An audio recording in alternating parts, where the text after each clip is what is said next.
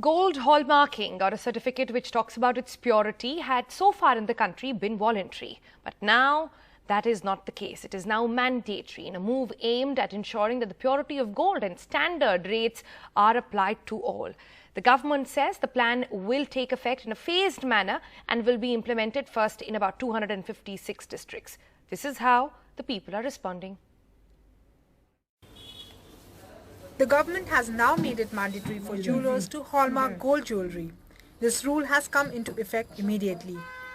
बिल्कुल कॉस्टिंग थोड़ी बढ़ेगी. लेबर चार्जेस में कॉस्टिंग पहले जैसे 100, 200, 300 रुपए में जो माल बिकता था अब 500 से शुरू होगा, 500, 600, 700 लेबर बढ़ेगी. लेकिन सबसे बड़ा मुख्यतः है कि जब रिटर्न वो लोग देने आएंगे उसमें उनको जो पैसा मिलेगा, उसमें जो उनको फायदा होगा, वो बिल्कुल ही एक आश्चर्यजनक जैसा हो जाएगा.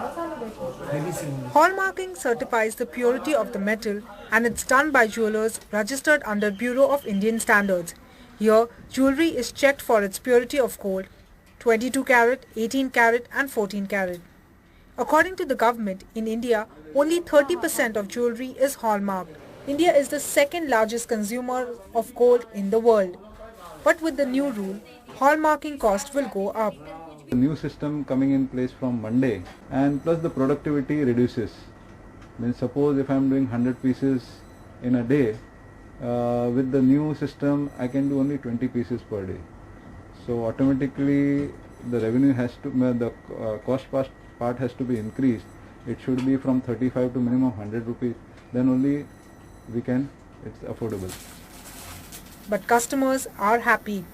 हॉलमार्क का रहेगा तो कभी भी हमारे लाइफ में अच्छा रहेगा, लाइफ में हमारे लिए अच्छा रहेगा कि एक बार लगेगा ज़्यादा, लेकिन फिर वापस देने में हम लोग को दिक्कत नहीं रहेगा.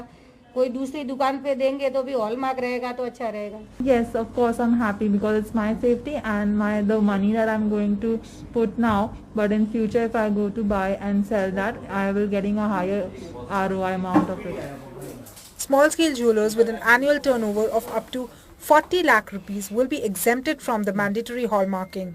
There will be no penalties until the end of August, so that manufacturers, wholesalers and retailers of gold jewelry get enough time to comply. To begin with, government says there will be centers in 256 districts.